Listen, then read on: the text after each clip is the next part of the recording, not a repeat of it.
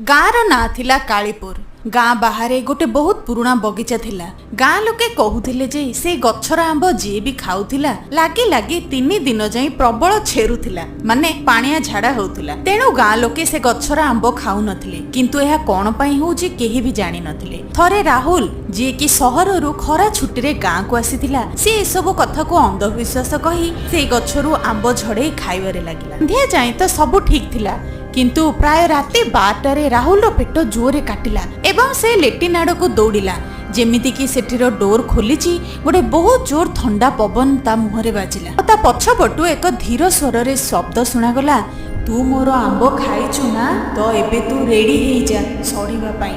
बाहर पटु नुह, भीतर पटु। एहा सुनी राहुल रो चेहरा पूरा हलदिया पड़ीगला। ता परदिन सकाळे जमी मझिरे बेहोश थिला से एवं ता चारिपटे आंबर चोपा एवं पचा सढ़ा